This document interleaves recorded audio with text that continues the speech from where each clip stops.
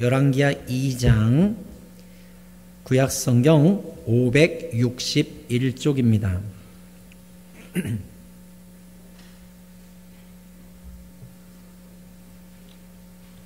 열왕기하 2장 1절에서 14절까지의 말씀 보겠습니다.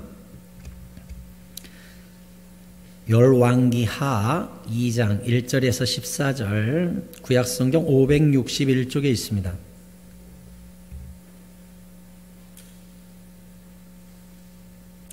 찾으셨으면 저와 한 구절씩 교독해 보도록 하겠습니다.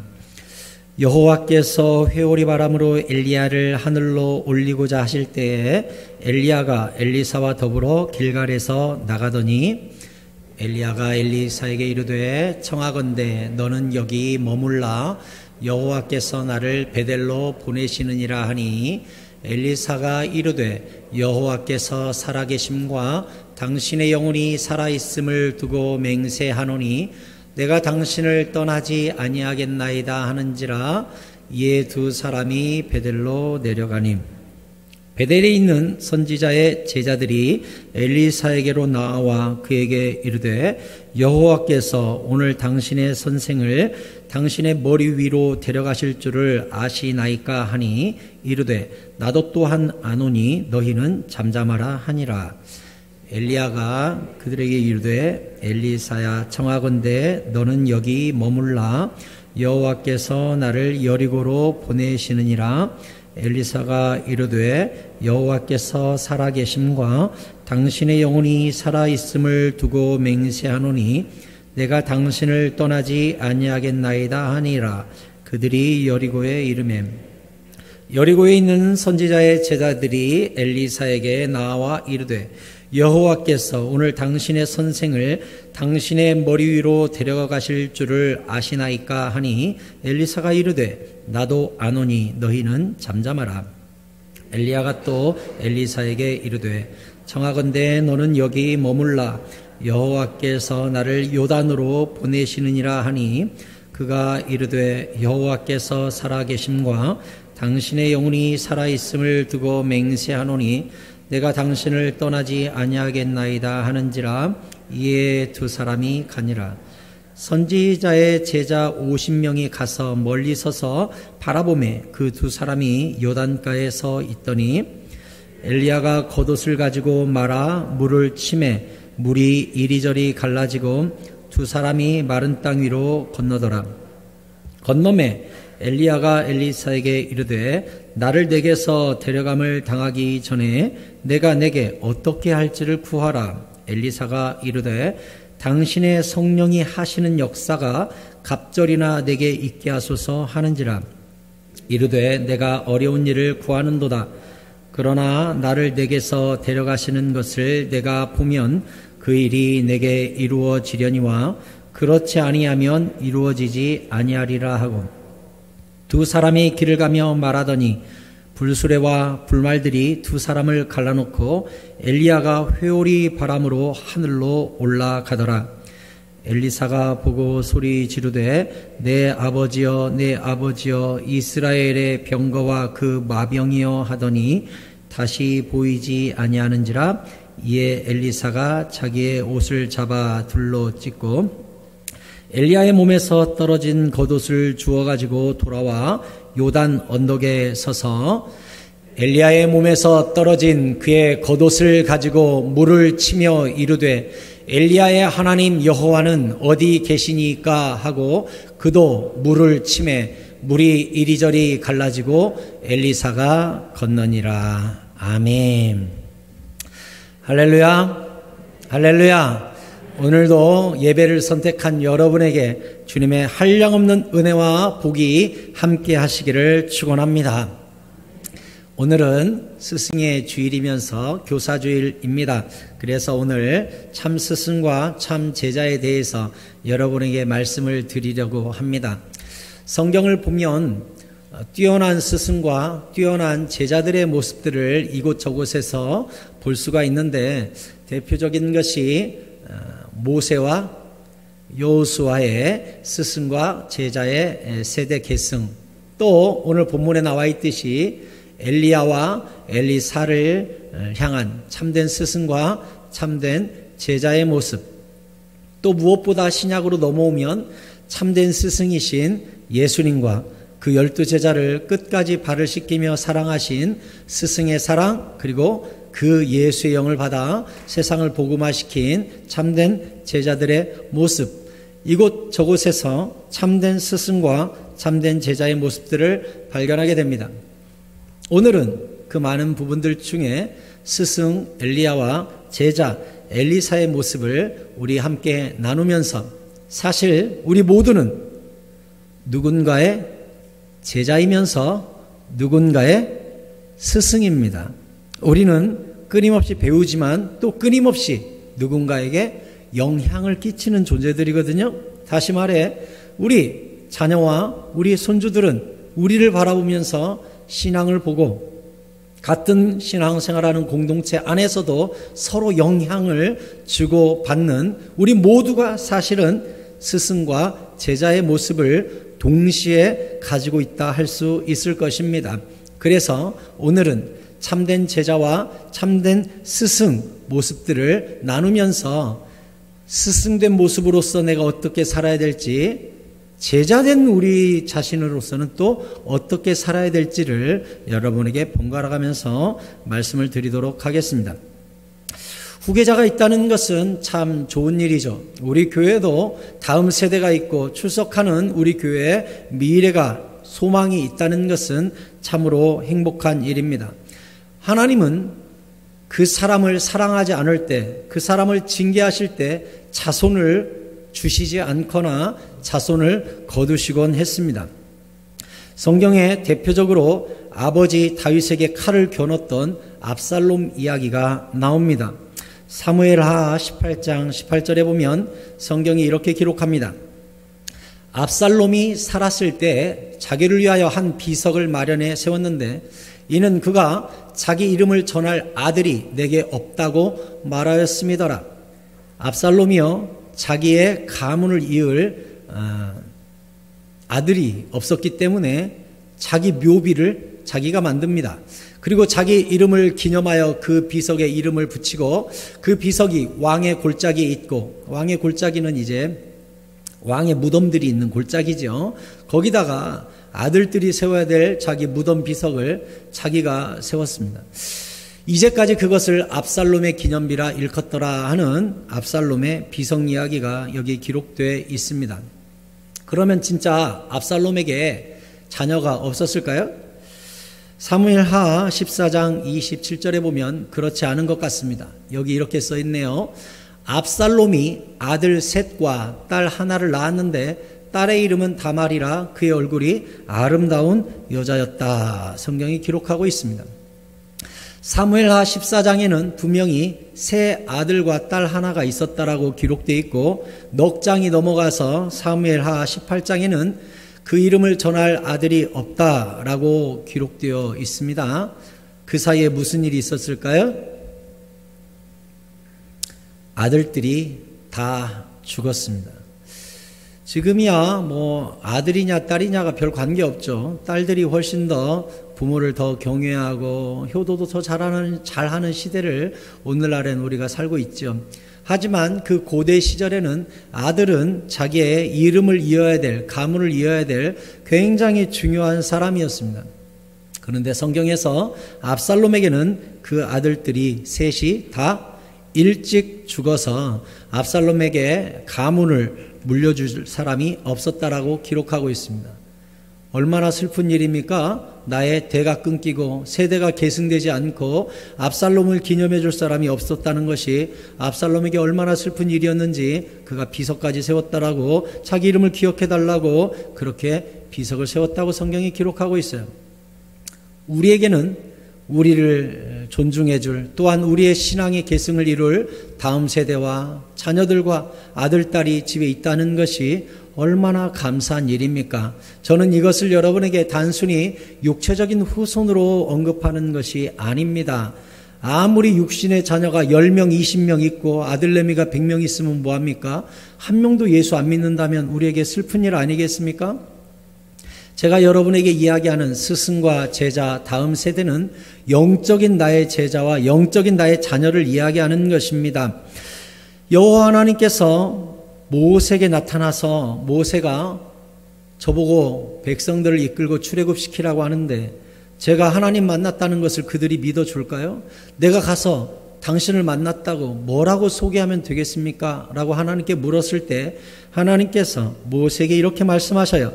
출애굽기 3장 15절에 하나님이 또 모세에게 이르시되 너는 이스라엘 자손에게 이같이 이르기를 너희 조상의 하나님 여호와 곧 아브라함의 하나님, 이삭의 하나님, 야곱의 하나님께서 나를 너희에게 보내셨다 하라. 이는 나의 영원한 이름이요 대대로 기억할 나의 칭혼이라 했습니다. 모세에게 모세야 너는 이스라엘 백성에게 가서 너가 어떤 하나님을 만나냐라고 묻거든 여호와 하나님 곧 아브라함과 이삭과 야곱의 하나님을 만났다라고 분명히 가르쳐 주어라 했습니다. 할아버지, 아버지, 아들의 이름이 여기 기록되고 영원히 기억할 하나님의 이름이라고까지 언급하고 있으니 얼마나 축복받은 족보입니까? 여러분, 우리 어머니의 하나님, 우리 아버지 하나님, 나의 하나님, 그리고 내 자녀의 하나님, 손자, 손녀의 하나님으로 계승되는 신앙의 명문가분들을 여러분이 세울 수 있기를 축복합니다. 디모데후서 1장 3절에 보면 바울은 그의 사랑하는 제자이면서 아들인 디모데에게 편지를 씁니다. 편지를 쓰면서 이런 말을 해요. 디모데야, 내가 밤낮 간구하는 가운데 바울은 늘 하루 종일 밤낮 깨어 기도하는 사람이었다는 걸 알 수 있죠. 늘 깨어 기도하면서 쉬지 않고 디모데를 생각하면서 기도했대요. 디모데의 중보기도자, 도고기도자죠. 후원하면서 늘 디모데를 위해 기도해요. 왜요? 이 당시 디모데는 학자들에 의하면 10대 후반 내지 20대 초반밖에 안 되었다고 합니다. 그래서 디모데서에도 사도 바울이 이런 말씀을 하죠. 디모데야, 너의 연소함을 업신여기지 못하게 하라. 그래서 디모데가 이 당시 굉장히 나이가 어렸어요. 그런데 한 교회의 담임 목사님으로서 목회를 하고 있었습니다. 그러니 너무나 힘드니까 디모데가 자주 울고 심지어 속병까지 생겼다고 되어 있어요. 그래서 사도 바울이 디모데에게 뭐라 그랬냐? 자주 탈나는 네 속병을 위해 포도주를 조금씩 먹어라. 이렇게 이야기할 만큼 젊은 나이에 속이 상할 만큼 위가 상할 만큼 디모데는 험악한 목회 생활을 하고 있었습니다. 아무래도 나이가 어리니까 교회 어른들이 많이 무시했던 것 같아요. 저 젊은 녀석이 와서 담임 목사님이라고 저 녀석이 우리 교회를 이렇게 한다고 아무래도 많이 무시를 했던가 봐요. 그러니 디모데가 울고 힘들고 속병 걸리고 이러니까 디모데를 파송한 바울 입장에서는 막 눈물이 나는 거예요. 기도할 때마다 너무 속상한 거예요. 그래서 디모데의 중보기도 하면서 저렇게 울어요. 내가 밤낮 간구하는 가운데 쉬지 않고 너를 생각하고 청결한 양심으로 조상적부터 섬겨오는 하나님께 감사하고 있다. 야 디모데야, 네가 거기서 잘 견뎌주니 내가 참 감사 기도를 하고 있다. 4절에 네 눈물을 생각하여 너 보기를 원하면, 그러니까 디모데가요 목회하면서 막 운다는 소문을 디모데도 바울이 듣는 거예요. 디모데가 울면서 목회한답니다. 그러니까 바울이 속이 상해가지고 네가 운다니까 내가 너 보고 싶다. 가가지고 내 기쁨을 가득하게 하기 위해 너를 좀 위로해주고 싶다. 5절에서 디모데를 이렇게 격려합니다. 이는 내 속에 거짓이 없는 믿음이 있다. 디모데야, 너는 참 순수하고 정결하고 깨끗한 믿음을 갖고 있지 않냐 하면서 격려하면서 뭐라고 그랬어요? 이 믿음은 먼저 내 외조모 로이스와 내 어머니 유니게 속에 있더니 내 속에도 있는 줄을 확신하노라 그랬어요. 디모데에게 사도 바울이 뭐라고 격려하고 있는 거예요? 디모데야, 목회 힘들지? 눈물 나지? 어렵지? 하지만 너 안에 있는 정결하고 굳센 믿음은 너네 외할머니의 믿음이요, 너의 어머니의 믿음이요, 그 어머니의 믿음과 외할머니의 믿음이 너에게까지 전수된 뿌리 깊은 믿음이니 흔들리지 말라, 울지 마라, 걱정하지 마라, 하나님이 너와 함께 하신다. 이런 격려를 하고 있는 것입니다. 디모데는 어느덧 믿음의 3대를 겪고 있는 지금 믿음 상태였던 것이죠. 저는 외할머니의 믿음, 너희 어머니의 믿음이 디모데 너에게 함께하고 있지 않느냐라는 이 은혜와 복이 우리 새사랑교회 성도님 모든 가정에도 임하는 축복이 되기를 축원합니다. 우리 어머니의 복, 여러분의 믿음, 여러분의 기도 자녀들에게 전수되고 그들이 요동할 때, 눈물 날 때 그 믿음의 뿌리를 내리고 굳건하게 일어서며 주를 향하고 붙드는 뿌리 깊은 가정, 뿌리 깊은 교회를 우리 손으로 세워갈 수 있기를 축원합니다.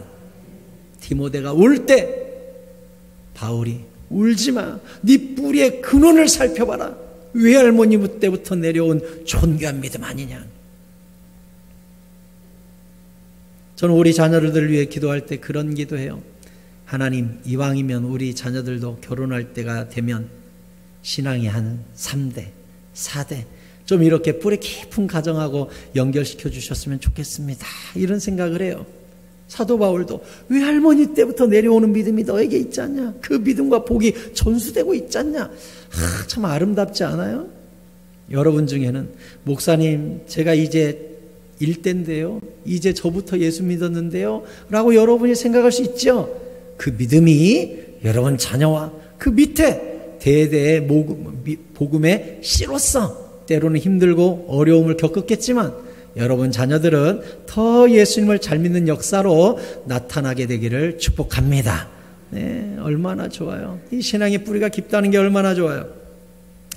자, 이제 엘리야는 자기가 오늘 마지막으로 여호와 하나님께서 하늘로 데려갈 것을 알고 있었습니다. 엘리야가 마지막으로 하나님의 부르심을 받기 이전에 그가 했던 신변을 마지막으로 정리할 때 했던 일이 무엇입니까? 오늘 성경에 보면 길갈에서 베델에서 여리고, 여리고에서 요단까지 4번이나 옮겼다고 되어 있네요.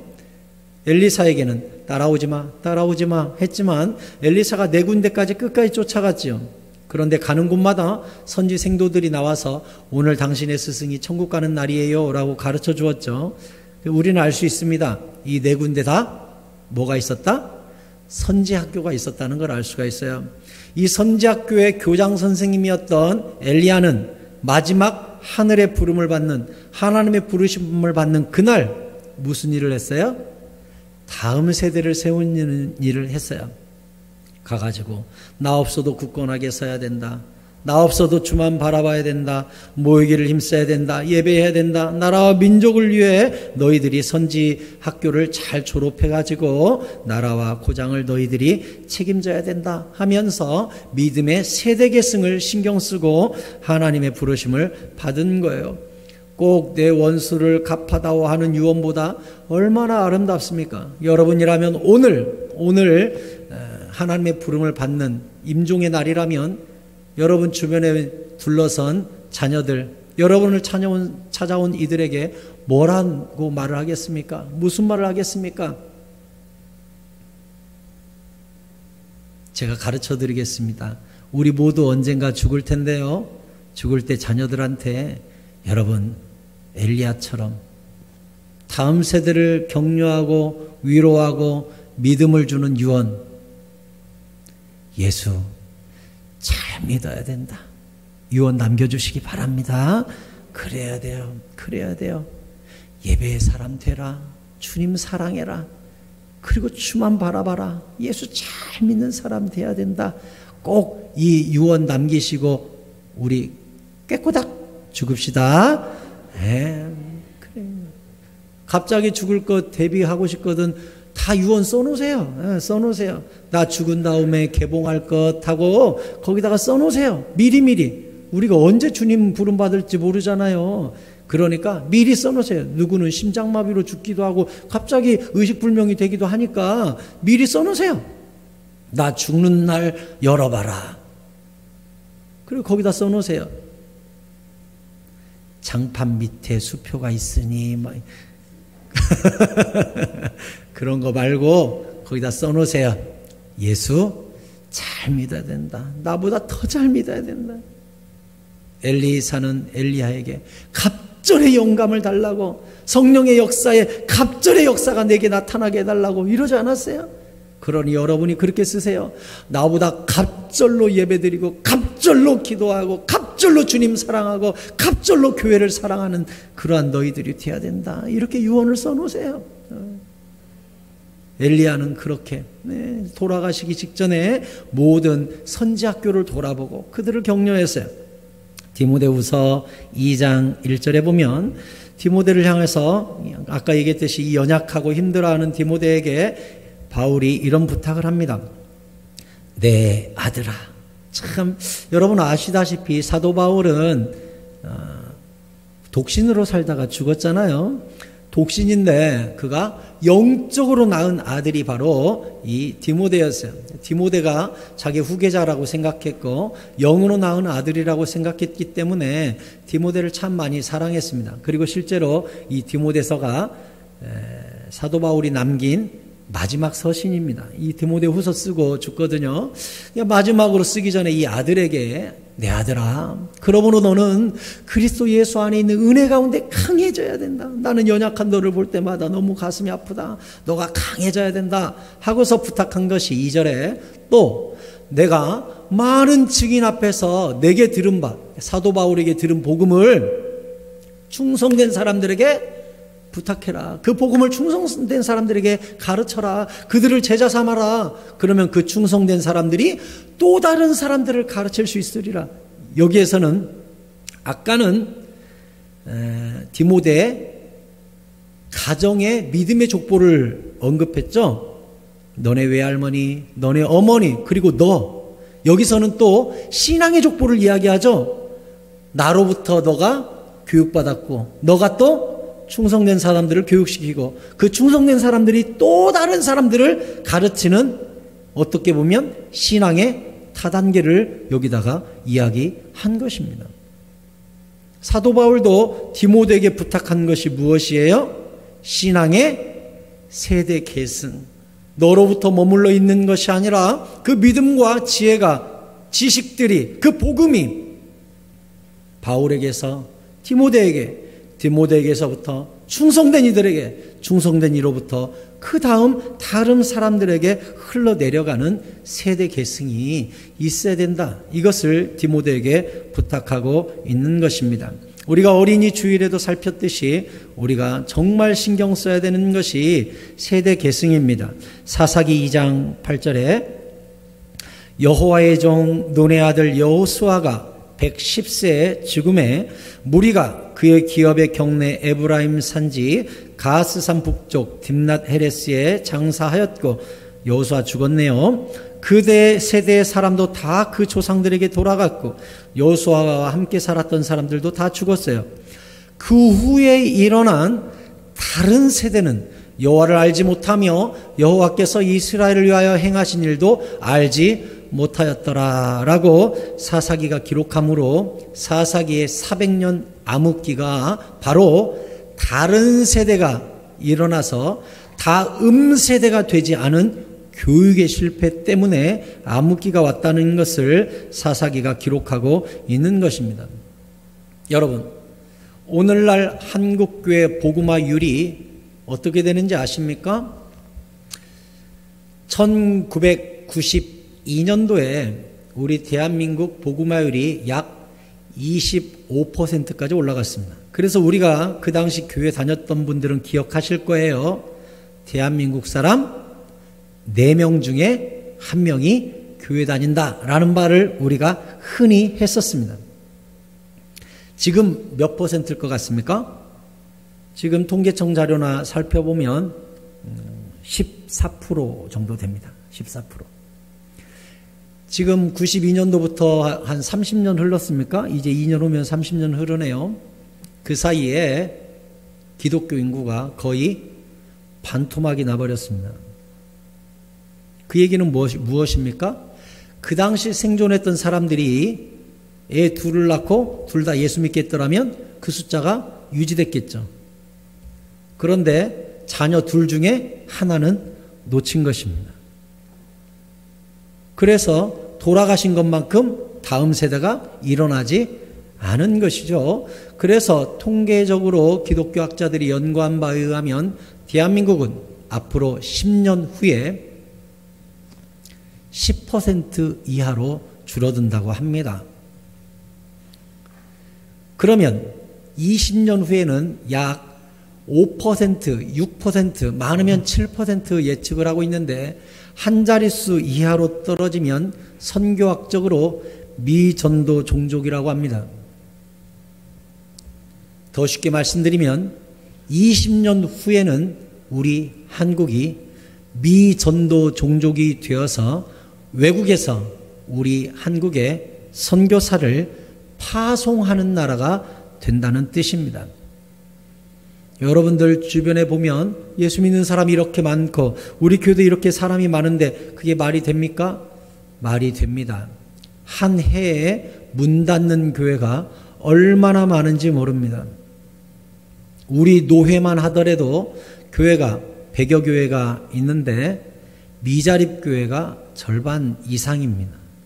미자립 교회란 재정을 스스로 교회를 유지하지 못하고 후원 받아야 하고 또 장로님이 안 계신 이런 교회들이 절반이 넘습니다. 뿐만 아니라 교회가 100개 정도 개척되면 통계에 의하면 3년 안에 50개가 문을 닫는다고 합니다. 교회가 100개가 개척되면 3년 안에 50개가 문을 닫는 그런 실정을 우리가 마주하고 있습니다. 그러면 목사님, 우리가 그럼 빨리 나가서 전도해야 되겠네요. 맞습니다. 전도해야 됩니다. 그런데 제가 여러분에게 1차 전도 대상자, 1차 선교 대상자를 말씀드리고 싶어요. 우리 자녀들을 위해 피눈물 흘려서 그들을 예수 믿게 만들고 그들을 우리들의 제자로 만들어야 합니다. 가정 구원이 제일 급선무입니다. 가정에서 선교 사역이 일어나야 합니다. 그리고 우리 교회 안에 들어온 우리 다음 세대, 우리 영유아부부터 중고등부, 청년부까지 그들이 어떤 상황에서도 흔들리지 않는 견고한 믿음을 가질 수 있도록 우리가 그들을 위해 기도로 후원하고 물질로 후원하고 칭찬하고 격려하면서 우리 교회가 수직 선교에 최선을 다해야 합니다. 이 일에 헌신하고 있는 우리 교회 교사들이 있습니다. 저는 작년 교사 주일에도 우리 교사들에게 그 말씀 드렸습니다. 교사 여러분, 여러분들은 교사가 아니라 선교사입니다. 앞에 선자를 붙이세요 라고 말씀드렸습니다. 왜냐하면 실질적으로 중고등학교까지의 복음화율은 지금 7%이기 때문에 그렇습니다. 실제로 지금 교사들은 선교 사역을 하고 있는 것입니다. 그래서 우리가 그들의 사역을 존귀히 여겨야 하고 존중히 여겨주고 칭찬해주고 또한 우리 교회 안에서 우리 다음 세대 자녀들 보거든 여러분 그냥 지나치시지 마시고 고맙다, 교회 와줘서 이쁘다, 참 귀하다 격려해 주시기 바랍니다. 이 아이들이 우리 교회의 미래요 10년 후 20년을 책임질 가능성들입니다. 그들을 위해 기도해 주십시오. 후원해 주십시오. 칭찬해 주십시오. 힘을 주십시오. 그렇지 않으면 지금 이대로 가면 우리 교회도 30년 후 40년 후 어떻게 될지 우리가 모르잖아요. 지금 준비하고 심어야 되잖아요. 지금 그들을 위해 우리가 걸음이 되어줘야 되잖아요. 그들이 자라날 수 있도록. 엘리야는 엘리사에게 자꾸만 여기 머물러라 여기 머물러라 합니다.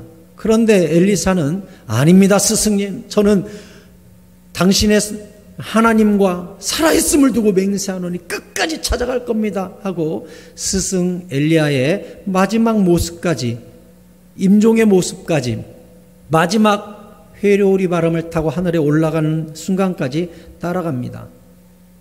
엘리사는 왜 그렇게 엘리야를 그렇게 따라갔을까요? 나중에 엘리사가 나라의 선지자가 되고 전쟁이 일어나는데 여호사밧과 이스라엘 왕이 전쟁을 하러 가기 전에 하나님이 이 전쟁을 도와주실지 안 도와주실지 선지자한테 한번 물어보자라는 결정을 합니다. 그때 이스라엘 왕과 유다 왕 여호사밧이 연합군으로 전쟁 출전하기 전에 선지자가 있느냐라고 묻거든요.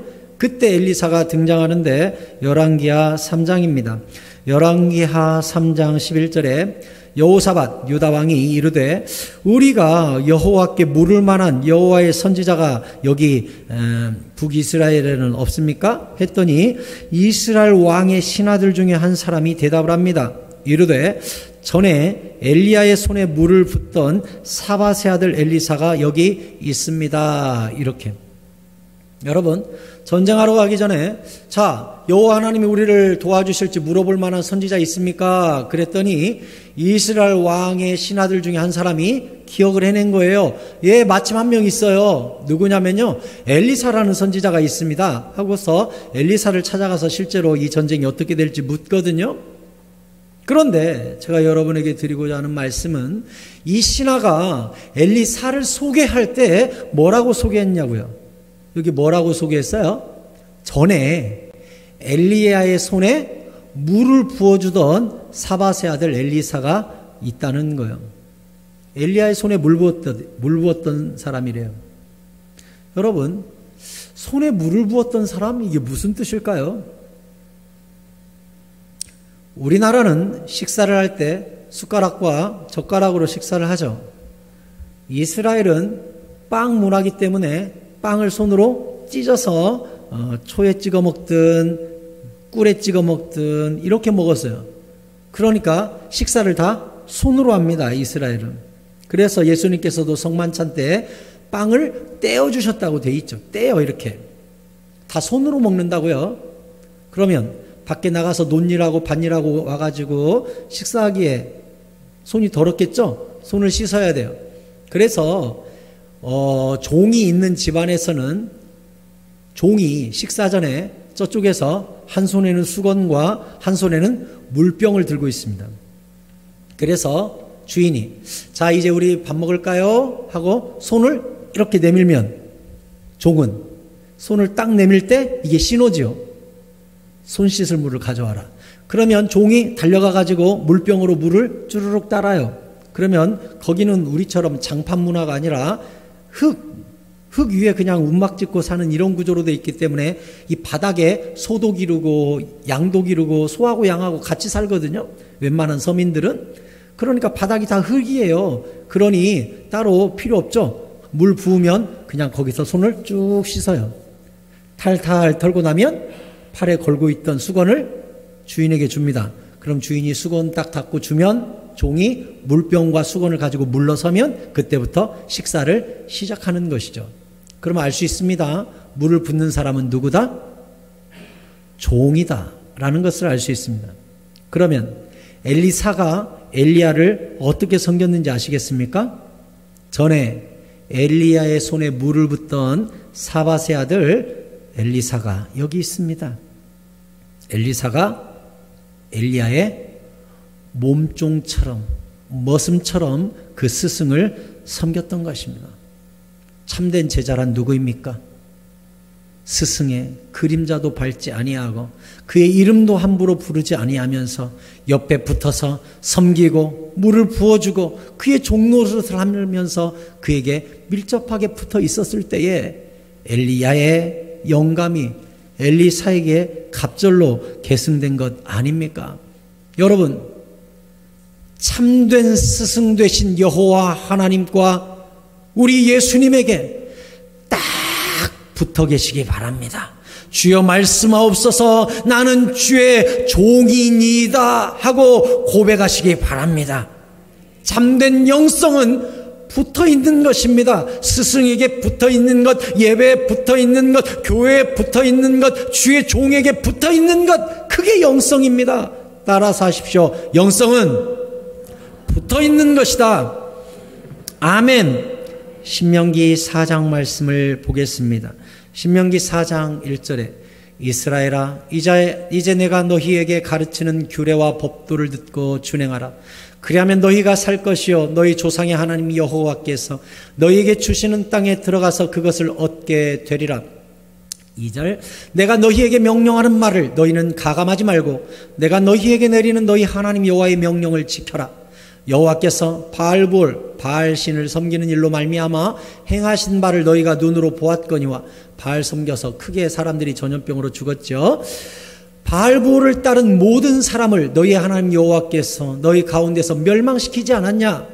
4절이 중요합니다. 같이 읽을까요? 시작. 오직 너희의 하나님 여호와께 붙어 떠나지 않은 너희는 오늘까지 다 생존하였느니라. 아멘. 바알에게 붙은 자는 다 멸망하고 죽었고 하나님께 붙어 떠나지 않은 너희는 오늘까지 다 생존하고 복을 받지 않았냐? 이렇게 이야기하고 있어요. 제가 여러분에게 말씀드렸죠. 붙어 있는 것이 영성이라고. 사탄은 우리를 하나님으로부터 떼내고 이간질하고 바쁘게 만들고 멀어지게 만들기 위해 최선을 다하고 있습니다. 나의 신앙 상태를 점검할 때 제일 먼저 점검해야 되는 것이 무엇인 줄 압니까? 나는 예배로부터 얼마나 가까운가, 얼마나 떨어졌는가, 주의 종들과 얼마나 가까운가, 얼마나 멀어졌는가, 교회와 내가 얼마나 가까워졌는가, 교회와 얼마나 멀어졌는가, 주의 성령과 내가 충만한 상태에서 얼마나 가까운가, 아니면 얼마나 멀어졌는가. 이 거리를 볼 때 내 현재 영적 상태가 점검이 되는 것입니다. 참된 제자란 여호와께 붙어 떠나지 않는 사람, 엘리사처럼 엘리야에게 붙어 있는 사람, 예배와 붙어 있는 사람, 교회와 붙어 있는 사람, 주의 종과 붙어 있는 사람, 말씀에 아멘하는 사람, 주님께서 말씀하시면 종이 듣겠나이다 하고 즉시로 순종하는 그 사람이 참된 제자요 참된 스승 되신 예수 그리스도와 그 말씀을 받드는 사람이 되는 것입니다. 사랑하는 새사랑 성도 여러분, 여호와 하나님을 가까이 하고 붙어 떠나지 마시기 바랍니다. 그리고 부탁드립니다. 예배를 가까이 하시기 바랍니다. 주의 종을 가까이 하시기 바랍니다. 교회를 가까이 하시기 바랍니다. 주의 백성들과 서로 가까이 교제하시기 바랍니다. 오늘날 코로나로 말미암아 우리를 멀어지게 하고 경계하게 만들고 담을 세우게 하고 마스크를 차게 만들고 많은 것들이 서로를 멀어지게 하지만 그럴지라도 우리 마음만큼은 더 가깝고 더 절실하고 더 주님과 밀접하게 붙어있는 참된 스승 되신 여호와 하나님을 참된 제자로 섬기는 엘리야의 손에 물을 붓던 엘리사의 자세로 종처럼 딱 붙어 스승의 모든 것들을 흡수하고 배우는 제자의 삶을 우리 모두가 살아낼 수 있기를 축원드립니다. 누가복음 9장 62절에 예수께서 말씀하십니다. 같이 읽겠습니다. 예수께서 이르시되 손에 쟁기를 잡고 뒤를 돌아보는 자는 하나님의 나라에 합당하지 아니하니라 하시니라. 아멘. 내가 예수 믿고 제자가 되었는데, 주님께서 사명 주셨는데, 십자가 주셨는데, 쟁기 잡고 십자가 메고 뒤를 돌아보는 자는 마치 소돔과 고모라에서 탈출하다가 뒤를 돌아봐서 소금 기둥이 된 롯의 아내처럼 하나님 나라에 합당하지 않는다는 것이에요. 내가 이것이 진리고 이게 내 삶이요, 이게 제자의 삶이요, 이것이 주님을 사랑하는 주의 백성의 삶이요, 이것이 하나님의 자녀된 삶이라는 것을 정확히 깨달았으면 절대로 뒤돌아보지 말고 하나님께 딱 붙어 행하시는 결단이 이 시간 우리 모두에게 있기를 축원합니다. 요한복음 6장 67절에 예수께서 12 제자에게 이르시되 너희도 가려느냐? 시몬 베드로가 대답하되 주여, 영생의 말씀이 주께 있사오니 우리가 누구에게 가오리까? 내가 어디로 가오리까? 69절에 우리가 주는 하나님의 거룩하신 자인 줄 믿고 알았사옵나이다 했습니다. 12 제자들한테 예수님이 너희도 저 제자 아닌 사람들이 다 떠나가듯 너희도 떠날래? 베드로가 영생의 말씀이 여기 있고 하나님의 아들 예수 그리스도가 여기 있는데 우리가 주를 떠나 어디로 가리까? 주님을 탁 붙든 거예요. 붙어 떠나지 않은 거예요. 사탄은 바쁘게 만들어서 때로는 쾌락 때문에, 때로는 염려 때문에, 때로는 불평과 원망 때문에 예배로부터, 교회로부터, 성도로부터, 하나님으로부터 우리를 멀게 만들지만 여러분 마음속에 이런 고백이 있어야 돼요. 영생의 말씀이 예배 가운데 있고 주의 임재가 기도 가운데 있고 말씀 가운데 주의 일하심이 있는데 내가 이곳을 떠나 어디로 가리까? 내가 예배드리다가 죽을 것이고 내가 기도드리다가 죽을 것입니다. 베드로와 같은 고백, 엘리사와 같은 고백, 내가 하나님의 사심을 두고 맹세하노니 당신을 떠나지 아니하리이다 라는 고백과 선포가 우리 가운데 있기를 축원합니다. 엘리야는 마지막으로 승천하면서 겉옷을 남겼습니다. 11절에 두 사람이 길을 가며 말하더니 불세례와 불말들이 두 사람을 갈라놓고 엘리야가 회오리 바람으로 하늘에 올라가더라.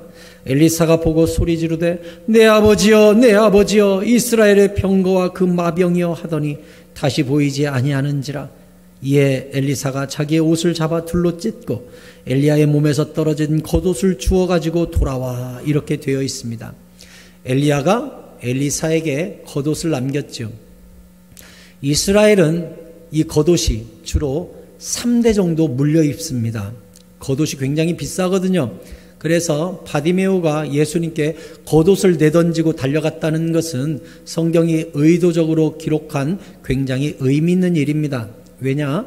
거지 바디메오에게 있어서 제3목록 1호가 겉옷이기 때문에 그렇습니다. 실제로 겉옷이 굉장히 비쌉니다. 그런데 이 겉옷을 그래서 죽으면서 물려줄 사람을 정하죠. 대체로 장남에게 줍니다.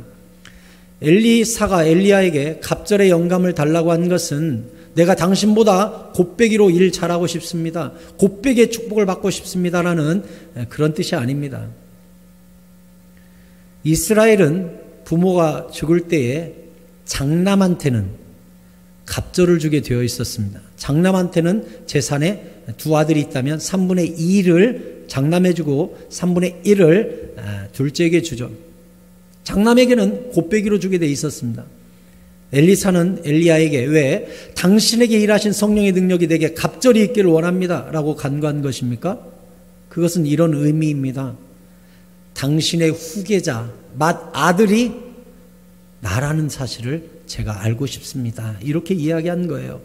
그 증거로 엘리야는 엘리사에게 겉옷을 남겨주므로 그가 장남의 후계자라고 영적으로 가르쳐 줍니다. 이것이 정말 장남의 후계자의 능력과 권세로 임했을까요? 이 겉옷을 주워들고 13절에 엘리야의 몸에서 떨어진 겉옷을 주워가지고 돌아와 요단 언덕에 서서 엘리야의 몸에서 떨어진 그의 겉옷을 가지고 물을 치며 요단강을 치며 이르되 엘리야의 하나님 여호와는 어디 계십니까? 하고 그도 물을 쳤더니 물이 이리저리 갈라지고 엘리사도 건넜다라고 되어 있습니다. 우린 여기서 요단강이 갈라지는 모습을 통해 누구를 떠올리게 됩니까? 모세와 여호수아를 떠올리게 되죠.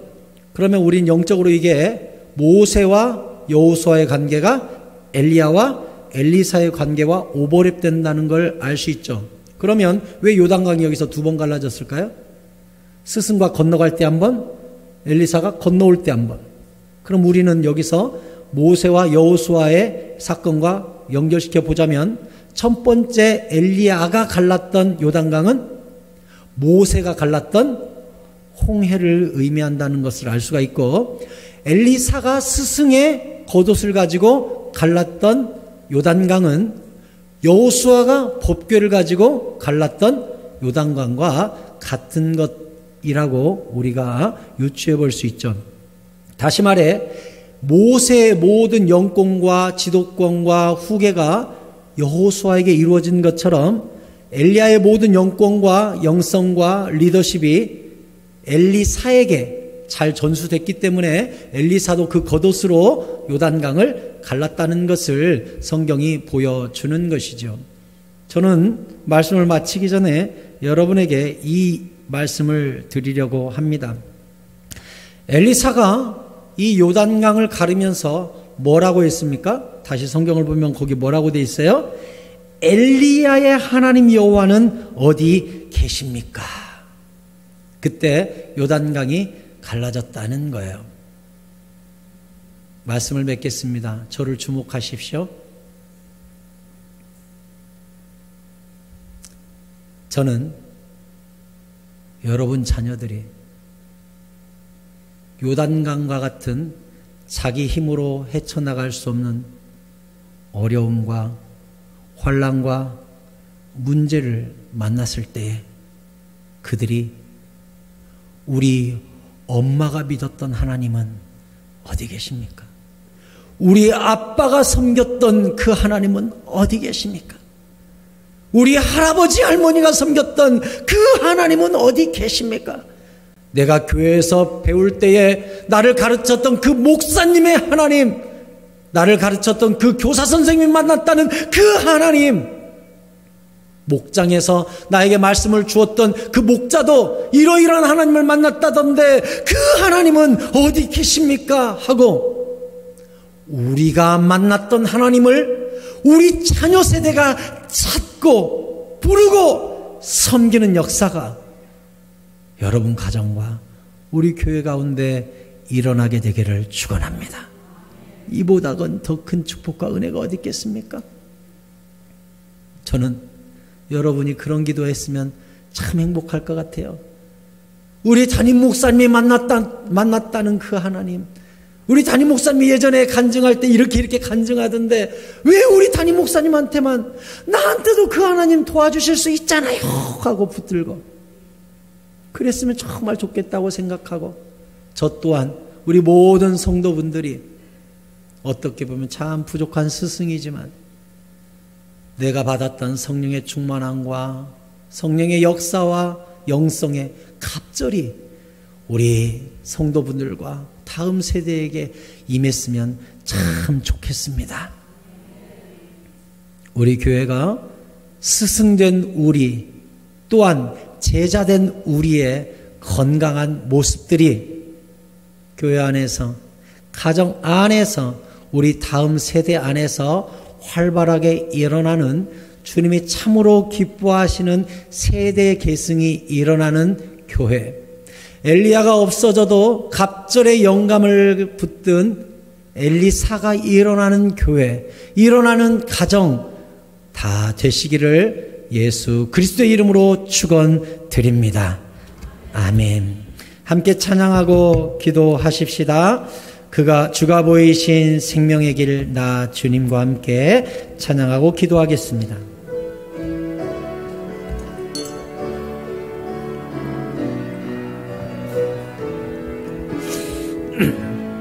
주가 보이신 생명의 길, 주가 보이신 생명의 길, 나 주님과 함께 상한 마음을 들이며 주님 앞에 나가리. 나의 의로움이 되신 주, 그 이름 예수, 나의 길이 되신 이름 예수. 나의 길 오직 그가 하시나니, 나를 단련하신 후에 내가 정금같이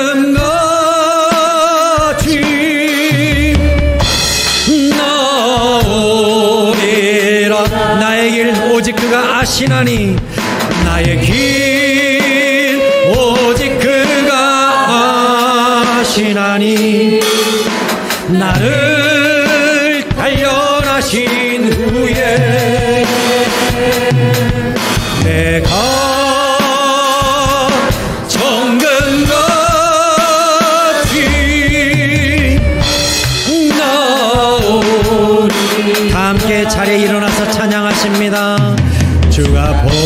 대신 생명의 길 나 주님과 함께 상한 마음을 들이며 주님 앞에 나가리. 나의 의로움이 되신 주 그 이름 예수, 나의 길이 되신 이름 예수. 나의 길 오직 그가 하시나니 나를 단련하신 후에 내가 정금같이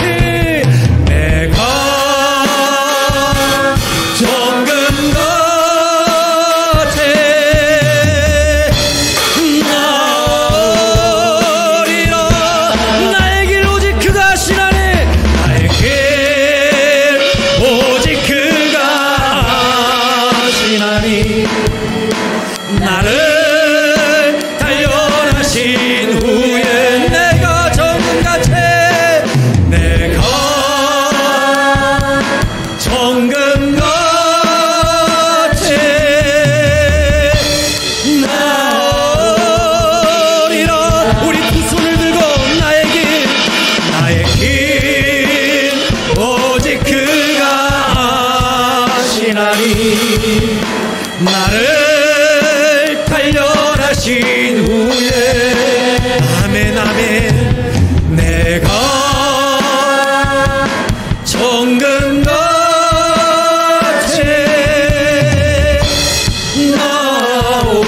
나오리라. 두 손을 가슴에 모으고 함께 기도하시겠습니다. 지금은 울퉁불퉁 모나고 돌덩어리 같지만 우리 안에 금덩어리 되신 주님의 믿음과 성령의 충만함이 있는 까닭에 주님이 단련하신 이후에 어느 날 우리는 정금같이 나오게 될 것입니다. 제자로서 부족하고 주님 딱 붙어 따르기보다는 때로 세상을 선택하고 교회에서 예배에서 주의 종에게서 멀어질 때 있겠지만 주님 우리를 단련하신 이후에 우리는 정금같이 나올 것이고 우리 다음 세대가 갑절의 영감을 가진 힘있는 세대로 일어날 줄 믿습니다. 우리 교회와 우리 가정이 신앙의 명문가정, 명문교회가 될 수 있도록 뿌리 깊은 교회, 요동하지 않는 교회, 주님께 가까이 붙어있는 제자의 삶이 있는 교회와 가정이 되게 하여 주시옵소서. 우리 주여 한번 부르짖고 기도하십시다. 주여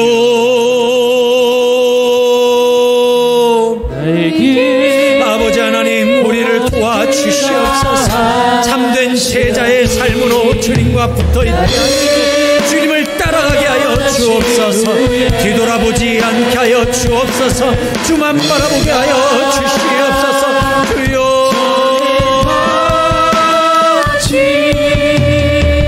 아버지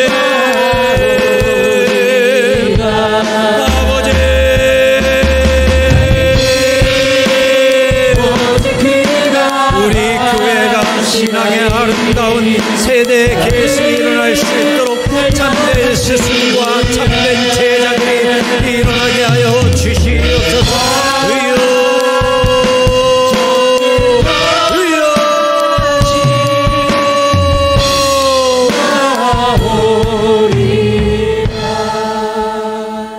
한 번 더 기도하십시다. 세상의 통계들은 암울한 미래를 예측한다 할지라도 우리 교회만큼은 우리 다음 세대가 훨씬 더 흥왕하고 훨씬 더 부흥하고 갑절이나 더 예수님을 잘 섬기는 신앙의 명문가문들이 있는 교회, 미래가 더 꿈꾸어지는 교회 만들어 가십시다. 아멘. 이 시간에 다음 세대를 축복하면서 기도하십시다. 하나님 우리 교회 다음 세대가 흥왕하는 세대, 예수님을 훨씬 잘 믿는 세대로 일으켜 주시옵소서. 아멘. 또한 하나님께 우리보다 더 딱 붙어서 주님의 손에 물을 부으면서 주여 말씀하옵소서 종이 듣겠나이다 하고 주님과 가까이 하는, 예배를 가까이 하는, 우리보다 훨씬 예수 잘 믿는 세대가 일어나게 하여 주시옵소서. 그렇게 기도하시기 바랍니다. 그리고 저를 비롯한 스승들을 위해 기도해 주십시오.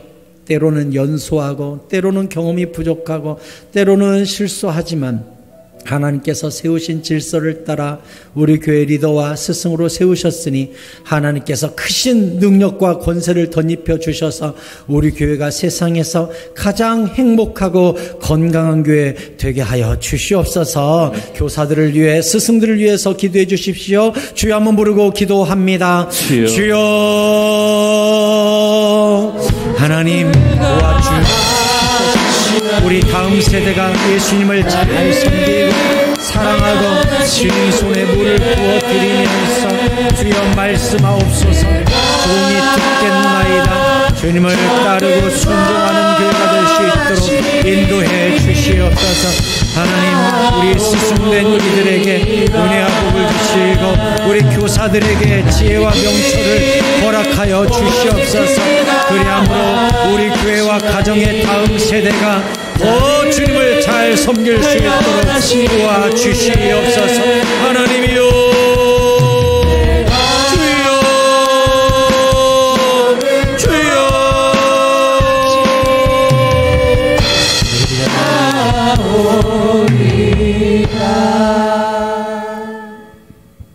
하나님, 엘리사는 스승이 남긴 겉옷을 붙잡고 요단강 앞에서 우리 스승님의 하나님, 엘리야의 하나님은 어디 계십니까? 하고 엘리야가 남겨준 겉옷으로 요단강을 가르고 후계자로서 세상을 살리는, 새로운 세상을 향해 나아가는 엘리사의 삶이 되었습니다.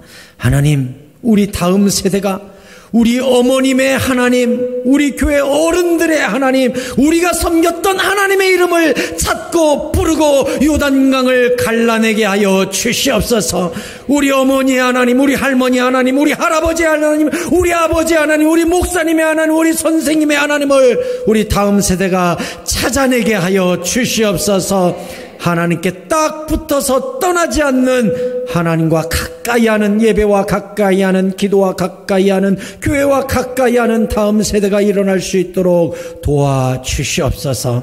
주님, 바라고 원하기는 이제 우리 한국교회와 기독교가 후퇴하는 것은 오늘 우리로부터 끝나게 하여 주옵소서. 자녀들을 제자 삼게 하여 주옵소서. 전도하게 하여 주옵소서. 한국교회가 이번 코로나 사태를 딛고 일어나 이단을 밟고 일어나 진리를 선포하고 다시 한번 깨어나 부흥하는 성령의 바람이 부는 세대가 일어나게 하여 주옵소서. 주여, 우리가 기도하고 기다립니다. 다시 한번 성령의 충만함들을 모든 교회 위에 내려 주시옵소서. 교회들이 깨어나게 하여 주옵소서. 예배가 깨어나게 하여 주옵소서. 우리 교회가 그 선봉에 서게 하여 주시옵소서.